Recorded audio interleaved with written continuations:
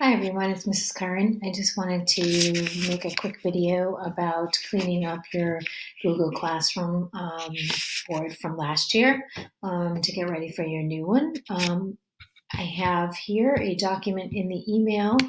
Included is a full handout of how to clean up your Google Classroom from last year. That's included as well as other short videos. So let me just get to it and show you how to clean up your board. So first thing you want to do is to return all of your student work. So the best thing to do that is to go over here to the three dashes, or it's also called the main menu if you hover over it. So click over main menu and click on to review. This will bring up everything that was turned into you that might not be graded. So since it's the end of the year, you just want to return those back to students. And the reason why I ask you to bother doing that is because currently the work that was sent to you is actually under your domain. It's your property. It's not the property of the student. So you want to give the work back to the student if you think that they would need it. Give them back their work so that they could use it in the future.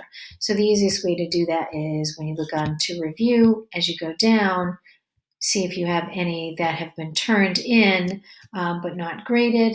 Most of these were graded, as you can see here, and they're all set. So just find the ones that were turned in but not graded, just so that you can send them back. So if they never did it, it doesn't matter. It's only if they were turned in, you want to send them back their work. So here's a good example. So you can click on that assignment. And on the left-hand side, you will see that 2 of these were turned in. You never sent them back for whatever reason it might have been. The ones that were assigned, that's fine. Don't worry about it. So just the turn in, just want to check these 2 and return these back to those students and give them back their own personal property. So those will be sent to them. Click agree to return, and now it's back to them.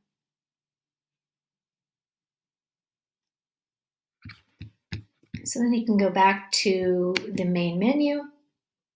So the second thing that you would want to do is to unenroll all the students from your old classes. So you can go back up to the main menu versus to see if there are any that you want to archive or to copy that you won't be using in the future. And you want to, at this point, unenroll the students so that they don't have it in their Google Classroom for the beginning of the school year. So scroll through your classes and decide which ones you'd like to copy or archive. And before you do, want to unenroll the students. So I'm going to click on one of the courses and go to the People tab. And you can unenroll the students all at once very quickly. So here are all the students from last year. You can click on the button at the top and it will select all of the students. You can click on the action button here and you can remove all of those students. So now that they don't have this in their Google Classroom. Go back to the main menu. Go back to the main menu, click on your classes, and now you can scroll through and decide if there are any classes that you would like to archive and save for later so that you can use the post next year. Or maybe you simply want to copy them, make a copy of the class, and use that as an existing classroom for the current year. And that's one thing I'll show you in a second. So for example, if you would like to archive a class, it's very simple. So from the main menu, you want to click on classes, and the 3 dots or the more option up on the right-hand side, click on the dots. And you would click archive, and it would be put into a special archive folder, and I'll show you in a second, so that those posts can be reused over and over again in the future if you'd like to. So once you archive, it'll take a few minutes, and if you ever need to bring it back, simply go back to the main menu, scroll all the way down from the main menu, and you have an archive folder at the bottom. If you ever want to restore something, you certainly can. So all the way at the bottom, this is where the archived classes live, and all those posts are always there for you year after year. So in the archived classes folder, if there's something you would like to restore, if you're the owner of it, you can click on the 3 dots up on the top right, click on more options, and it will give you the restore button, and it will ask you if you want to restore it, and you say yes. So then it will be back in your current main menu of classes. So that's archiving and restoring back if you decide you made a mistake and you want to use this again.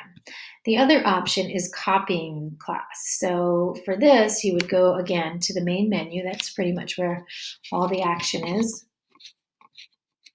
So from your classes, you can look at those again. To copy a class and use it for the current year, it's very simple. Again, to the three dots for more options. You want to click on the three dots. If you want to use this as a template for the coming year, no problem. You can click on copy, and it will take a few minutes and maybe up to 30, 40 minutes at a time, depending on how much you have in that class. So if you had a lot of links, a lot of YouTube videos, embedded on that site, a lot of documents, it will take some time, but it will happen and you'll see it. And it will be named copy of the original classroom. Or when you click on copy, you can actually even change the name if you want to, but it will come up as copy, and you can type in the new name here, no problem. So that's where you could change it and then just click copy. Just for time's sake, I did click copy, and you see it here. I have not renamed it. And the good thing about making a copy of a classroom is that it takes all the posts and all the assignments, but it puts it in draft mode. So the only person, and I'll show you that, the only person who can see the assignments and anything on that classroom currently, since everything's in draft mode, is the teacher. And when you're ready to put that out as students, you can assign that with a due date and grading. So that would be in your classwork here. It does not copy the stream. That will be completely empty. It just takes all of the classwork and keeps everything here in draft mode. So if you made topic folders with assignments inside, you'll notice that they are in draft mode, and you can take the three options here, and you can go in and click on edit, and you can put in a new due date and everything else. So it's kind of nice to use copy class as a template for the future. If you liked the classroom you had last year and you want to keep that as a guide, it's a great way to do that.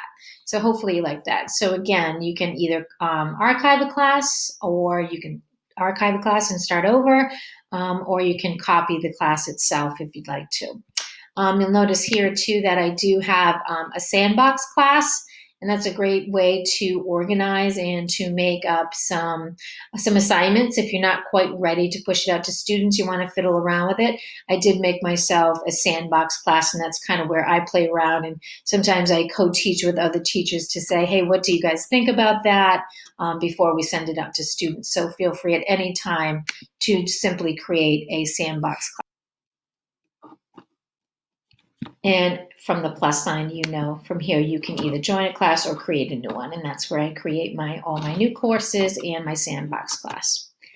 The last tip we have for you on Google Classroom Cleanup is to actually go to Calendar and to clean up all the calendars that you don't use anymore. Because every time you make a classroom, it will make a calendar, and you end up having so many calendars, it's just too much. So if you want to get rid of some calendars, just go to the waffle, and you can go down to Calendar. I have it open here at the top, or simply type in calendar.google.com. It's up to you. And on the left-hand side, you'll see My Calendars with an up and down arrow. So you just want to open that up and look at all your calendars. I have really quite a few, and I can if I have a check mark, that means I can show it, and they're all color-coded here so that my calendar can look quite full, depending on what I have checked off to look at one time. To get rid of them, however, so say, for example, I do not want this algebra calendar anymore, and I don't want to see it anymore. If you hover over it and click on the more options to the right, the three dots, you can click on that, click on settings and sharing. And if you scroll all the way down to the bottom, if you're sure you don't want this calendar anymore, scroll all the way to the bottom, delete out the calendar. It will ask you, are you sure you want to permanently delete it? And yes, you can. So you can take out any of those calendars that don't work. So that's pretty nice. And then head back to up here, up to the settings menu. and continue on to delete out any ones you want. Remember too, you can color coordinate, color organize your calendars too. So if each of your subjects is a different color, it's kind of easy to recognize and to use for efficiency's sake. So I hope that helps. If you have any questions, please let me know. No, that was quick, but in the email there's an even longer version, a more detailed version of it. So take care. Hope you like it.